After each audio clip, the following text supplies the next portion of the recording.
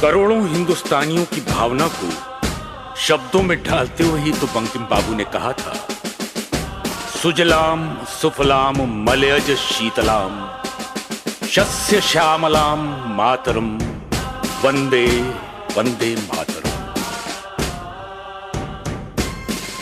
हमलावरों को हार मानकर वापस जाना पड़ा, पर कुछ लोग यहीं के होके रह गए।